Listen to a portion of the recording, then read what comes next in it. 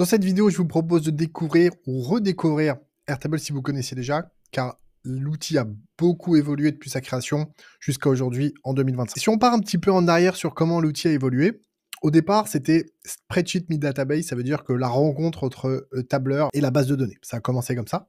Ça a évolué pour devenir une plateforme low-code pour créer des applications collaboratives.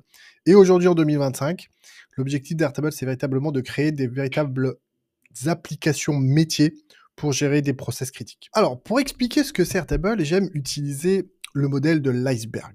D'accord? Parce que quand on va ouvrir Airtable, ça va ressembler à ça. Et donc, ça va ressembler finalement un petit peu à un Google Sheet ou un Excel. Donc, quand on va passer du Google Sheet à Airtable, on va pas être trop dépaysé au démarrage. Mais ça, ce n'est que la face émergée de l'iceberg. Puisque la première, on va dire, fonctionnalité d'Airtable, c'est véritablement d'être un tableur moderne. C'est-à-dire qui va être cloud, qui va être mobile, collaboratif, qui va nous permettre d'héberger de la donnée, de l'image, de PDF, etc. Mais par contre, si on creuse un petit peu, on se rend compte qu'Airtable est beaucoup plus que ça. Airtable est une véritable base de données relationnelle. Alors en un mot, une base de données relationnelle, ça nous permet de traiter, de ranger les informations en tables. Et les informations des différentes tables sont connectées entre elles. Et ce qui nous permet au final, et c'est l'avantage de la base de données relationnelle, c'est que lorsqu'on modifie une information quelque part, on n'a pas besoin de la modifier à plusieurs endroits.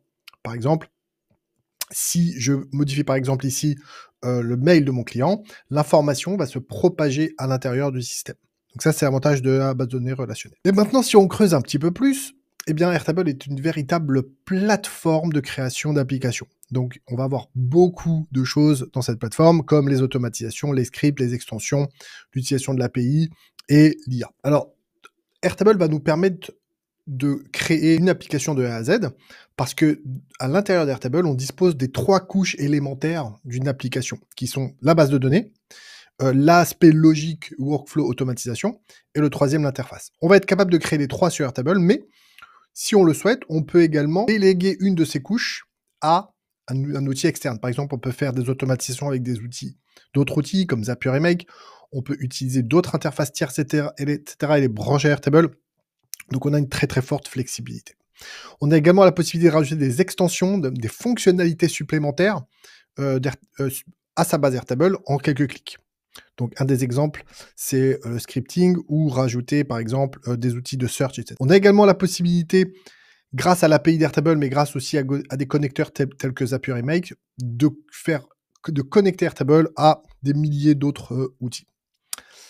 Une fonctionnalité d'Airtable aussi un petit peu sous-cotée, mais qui revient maintenant en force grâce à l'IA, c'est vraiment la possibilité de faire du script. Donc, on va être capable véritablement de coder à l'intérieur d'Airtable pour faire un petit peu ce qu'on veut.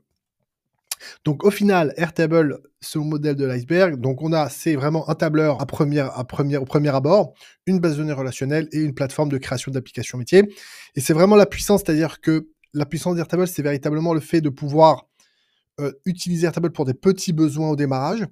Et l'utilisation de la plateforme va évoluer avec vous et avec votre business et votre organisation. Alors, qu'est-ce qu'on peut créer avec Airtable? C'est la question qui revient. Donc, on peut créer tout type d'applications métiers, gestion de la productivité, marketing, ressources humaines, finance, administration. Pas vraiment de limite. En fait, imaginez un petit peu comme une boîte à Lego où on va vraiment créer tout ce qu'on veut avec. Alors, des exemples un peu plus concrets. On va pouvoir créer, par exemple, typiquement, ce qui revient souvent, des CRM, des outils de gestion de projet, des gestions de demandes d'achat, des suivis budgétaires, etc. Donc vraiment, des possibilités illimitées. Mais hormis le fait de créer plein d'applications, c'est une chose, mais il y a un niveau d'utilisation encore supérieur. C'est le fait que toutes ces applications métiers qu'on va créer avec Airtable vont pouvoir communiquer entre elles de manière très, très simple. Et là, si je prends un exemple, par exemple, on va prendre l'exemple de Netflix, qui est un véritable client d'Airtable. Eh bien, Netflix a mis son catalogue de contenu sur une base Airtable. Et tous les départements à l'intérieur de Netflix ont créé leur propre base Airtable pour gérer leurs besoins, donc le R&D, le design, les finances, etc. Et tous peuvent s'interconnecter à la base centrale du catalogue et donc peuvent utiliser de la donnée mise à jour en temps réel. Et donc, l'information, donc le catalogue, est mise à jour à un seul endroit. Et donc, grâce à ça, on casse tout le système des silos typiques à toutes les entreprises et on arrive à une situation, ce qu'on appelle la source unique de vérité. C'est le fait d'avoir vraiment besoin mettre à jour la donnée qu'à un seul endroit et quand on arrive à ce système-là, alors là, on a vraiment un système d'information qui est stable et qui est, solide et qui est scalable. Alors, question aussi que je reçois, quand ne faut-il pas utiliser Airtable? Alors évidemment, il y a certains cas où il ne faut pas utiliser Airtable. Quand on va par exemple faire des calculs financiers complexes, là effectivement, vaut mieux revenir à Excel qui est en fait le but premier d'Excel. Quand on va véritablement créer un produit complet, un vrai back-end d'une application, on va utiliser des outils, des vraies bases de données plus solides qui s'appellent Xano, par exemple. Quand on veut créer des business apps mais avec une forte interface très mobile et très user-friendly, on va opter pour des outils comme Glide. Quand on veut créer de la documentation, on va utiliser des outils comme Notion.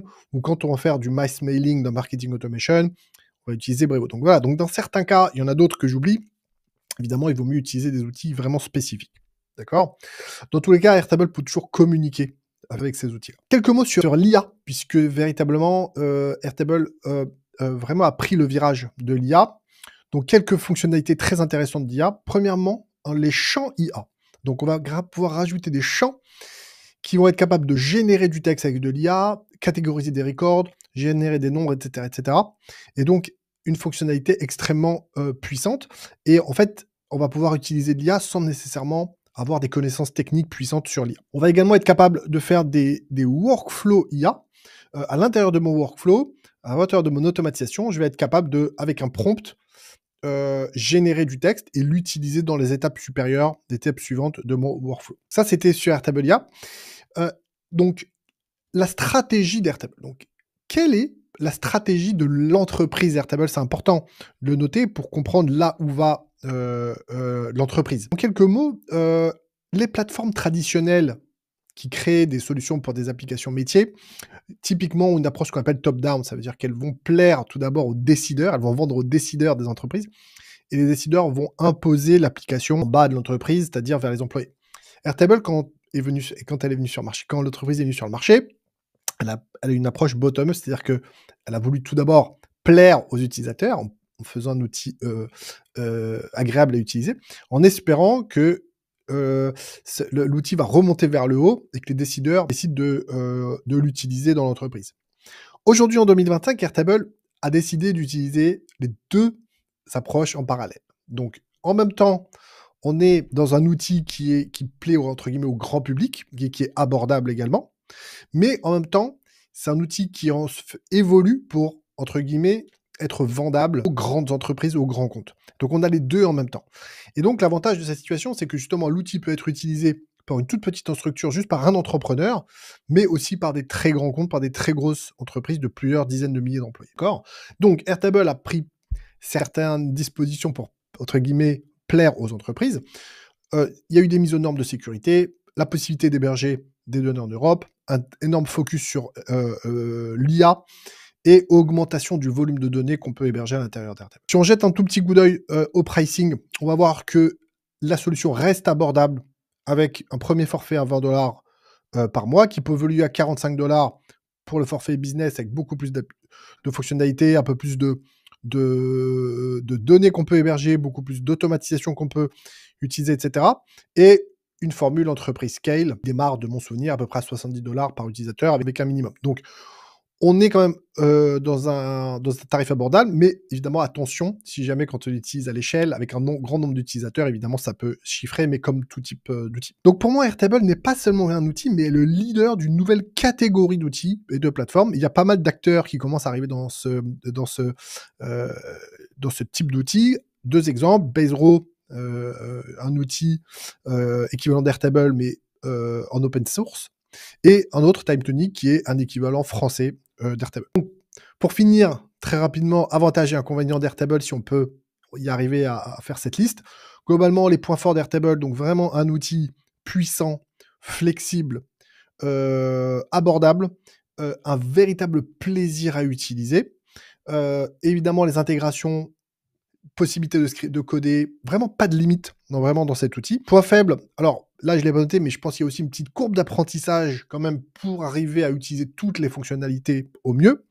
Peut devenir coûteux à grande échelle, on l'a dit. Il y a une certaine limitation au niveau de lignes de record par table de 100 000 records, qui est quand même à noter quand vous allez choisir Airtable par rapport à un autre outil. C'est pas fait pour créer voilà, des solutions qui sont très consommatrices de données, avec des très gros volumes de données. Si on a des très gros volumes de données, il vaut mieux opter pour quelque chose d'autre. Évidemment, c'est un outil 100% cloud, on ne va pas pouvoir l'utiliser entre guillemets offline, et les données sont hébergées aux US, sauf si vous avez un plan d'entreprise, et là vous pourrez héberger cela en Europe. Voilà pour cette présentation d'Airtable, j'espère que ça vous a plu, n'hésitez pas à poser des questions en commentaire de la vidéo. Je vous dis à bientôt dans d'autres vidéos.